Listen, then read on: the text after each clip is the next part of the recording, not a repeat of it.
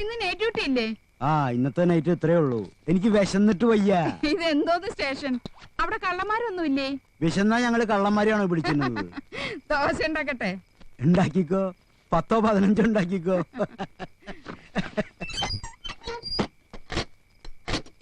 എന്തത്?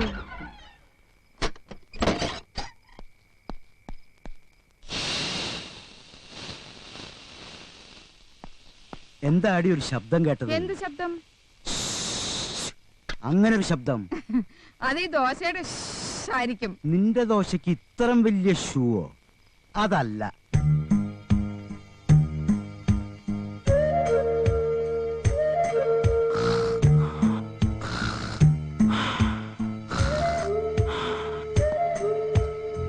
മാഷേ, ആരാ? അമ്മിണിയാ? മാഷേ, അമ്മിണിയല്ലല്ലോ, പിന്നെ ആരാ? എന്താ എന്താ? എന്തോ ഒരു ശബ്ദം കേട്ടില്ല മാഷേ. ശബ്ദോ?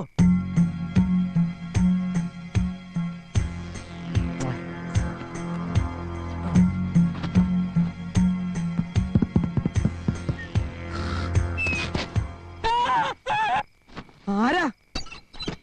എന്താ എന്താ എന്താ എന്താടോ?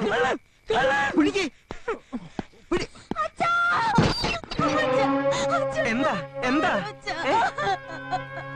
പേടിക്കണ്ട പേടിക്കണ്ട, ആരും വന്നിട്ടില്ല, വെറുതെ ബഹളണ്ടായില്ല. എന്റെ ഈശ്വര,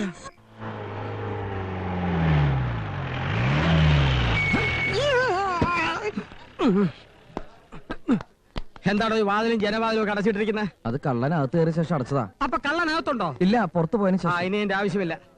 ഒരിക്കൽ കേറിയാ പിന്നെ 4-5 മാസം കഴിയാതെ വീണ്ടും അതേ സ്ഥലത്ത് ആ കള്ളം കേറാറില്ല. അതാണ് ഞങ്ങളുടെ തിയറി. കള്ളം പ്രാക്ടിക്കലാ. ആഹാ, കുറച്ചു ദിവസം ലീവ് എടുത്ത് വീട്ടിൽ പോയി കുടുംബത്തെ കാണണമെന്ന് വിചാരിക്കേണ്ട താമസമേ ഉള്ളൂ. അപ്പോഴത്തേക്ക് ഇടിത്തി പോലെ എവിടെന്നെങ്കിലും ഒരു കള്ളം വന്ന് വീഴും. ഇതെന്ത് നാടാണ് മാഷേ? ഇതാണ് മാഷ്, ഞാൻ അധികാരി. നിങ്ങൾ ആരാണെന്ന് ചോദിച്ചില്ല. ഇതെന്ത് നാടാണ് മാഷേ? ഇവിടെ കള്ളന്മാരല്ലാതെ നല്ല മനുഷ്യരാരും ഇല്ലേ? ഞങ്ങളൊക്കെ നല്ല മനുഷ്യരാണ് സാർ. ഈ കൂട്ടത്തിൽ ഒരു ഒറ്റ കള്ളന്മാരും ഇല്ല. സാറിനെ മനസ്സിലായില്ലോ. ഞാൻ പണിക്കരാ. എന്താ പണി? പണിയൊന്നും ഇല്ലാത്ത പണിക്കരാ. ഞങ്ങൾക്ക് പണിയുണ്ടാക്കരുത്. പോലീസ് വെടിവെക്കുമ്പോ മുമ്പിൽ കയറി വെടിവെക്കരുത്. ഉണ്ട തട്ടി ചത്തോ, മനസ്സിലായോ? നല്ല പൂമണം. ആ, അന്വേഷണത്തിന് ആകെ കിട്ടിയൊരു തുരുമ്പ. അവൻ ഉടുക്കാൻ കിട്ടൊരു ലുങ്കി സഹിക്കാൻ വയ്യ. താനിതുകൊണ്ട് ഭംഗിയായിട്ട് അലക്കി ഇസ്തിരിട്ട് മടക്കി പോയി നായെ കൊണ്ട് മണപ്പിക്കാനുള്ളതാ. ആ കള്ളൻ ആ ലുങ്കി എന്നെ പുതപ്പിക്കായിരുന്നു സാർ. പൊത്തപ്പിക്കുന്ന താൻ കണ്ടോ? ഞാൻ കണ്ടില്ല. ഈ നല്ലക്ഷണം ഞാൻ കാണുമ്പോ കള്ളൻ ലുങ്കിയില്ലായിരുന്നു. അവന് തുണിയില്ലായിരുന്നോന്ന് കണ്ടപ്പോ തന്നെ കണ്ണിൽ ഇരുട്ട് കയറി, അതുകൊണ്ട് ഒന്നും കാണാൻ പറ്റിയില്ല. ആ സമയത്ത് തന്റെ കണ്ണി പവർ കട്ടായിരുന്നോ?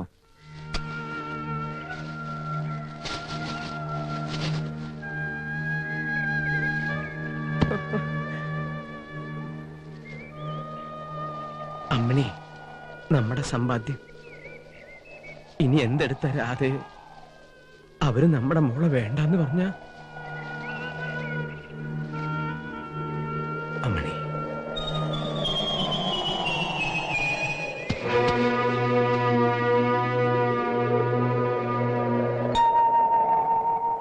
എന്താടാ? വാ. ആരാ പറഞ്ഞത് ഈ മഴയത്ത് വന്ന് കിടക്കാൻ?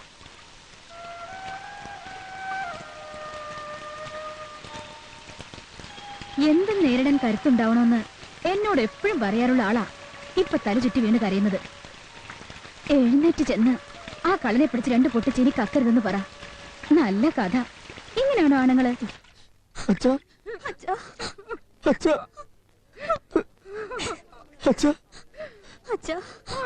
കഴിഞ്ഞു എന്റെ ഈശ്വര. ഹൃദയം ഇടിക്കേണ്ട അധികാരി. ഇത്തിരി ഉച്ചത്തിലങ്ങ് വിളിക്കുക. അച്ഛാ, കുറച്ചും കൂടി ഉച്ചത്തിലങ്ങോട്ട് വിളിക്കുക. അച്ഛാ, അങ്ങനെയല്ല. അച്ഛാ, അച്ഛാ, അച്ഛാ.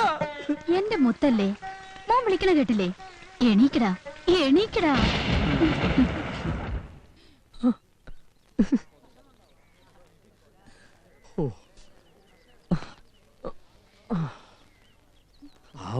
എണീറ്റല്ലോ. ഇനി ആരും പേടിക്കണ്ട. കാര്യമായി മാഷ ആരോ താങ്ങിയിട്ടുണ്ട്. അല്ലെങ്കിൽ ഇത്രയും ദൂരം പോയി ഇങ്ങനെ ആരും തിരിച്ചു വരില്ല. അത്ഭുതം. മാഷ് ശവായി എന്നാ ഞാനും വിചാരിച്ചേ. ഇയാള് പോയില്ലേ? ഇല്ല. ഇനി ബോധം കെട്ട് മാഷ് വീഴണ്ട. ഈ കള്ളനെ ഞാൻ പിടിച്ചിരിക്കും. നടക്കാത്ത സംഗതി വിളിച്ചു പറഞ്ഞു വെറുതെ നാറണ്ട. സാറിനെ കൊണ്ട് ഈ ജന്മം ഈ കള്ളനെ പിടിക്കാൻ പറ്റില്ല. അതേ പിടിക്കാൻ പറ്റില്ല. അത്രയ്ക്ക് ഉയരത്തിലാ കള്ളന്മാരും കള്ളന്മാരെ സഹായിക്കുന്നവരും നിൽക്കുന്നത്. ഇൻസ്പെക്ടർക്കും ഇൻസ്പെക്ടറുടെ തലയിലിരിക്കുന്ന ഇതിലും വലിയ ഇൻസ്പെക്ടർമാർക്കും ഒക്കെ അതറിയാം. അറിഞ്ഞിട്ടാരും പിടിക്കണില്ല. എന്താ കാര്യം?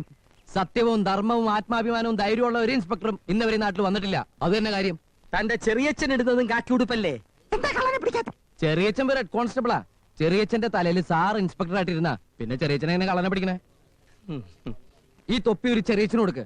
2-ാം ദിവസം കള്ള ലോകപ്പിൽ കിടക്കും. എന്നാ 2 ദിവസം കൊണ്ട് കള്ളനെ പിടിച്ച് ഉള്ളം കൈ വെച്ചിട്ട് ഞാൻ ഡാൻസ് ചെയ്യുന്ന കാണണം. അധികം ഡാൻസ് ചെയ്ത സാറിന്റെ ബെൽറ്റ് കഴിഞ്ഞ് തറ കിടക്കത്തേ ഉണ്ടാവുള്ളൂ. അച്ഛൻ വാ. ഇനിയെങ്കിലും പോയിക്കൂടെ? അല്ല പോകാറായില്ലേ ചോദിക്കാം. ആയി. നീ എന്തിനാടാ ആ പാവത്തിനോട് അങ്ങനെയൊക്കെ പറഞ്ഞേ? അങ്ങനെയെങ്കിലും വാശി കയറി അയാൾ ആ കള്ളനെ കയറി പിടിച്ച നമ്മൾ രക്ഷപ്പെട്ടില്ല അച്ഛാ. ഇവളുടെ കല്യാണം നടത്തണ്ടേ? അച്ഛൻ വേഗം ബോധം കെട്ട് വീണു. എനിക്ക് വീഴാൻ ബോധം തന്നെ ഇല്ല. അയ്യോ ദേ മാഷ് അയ്യോ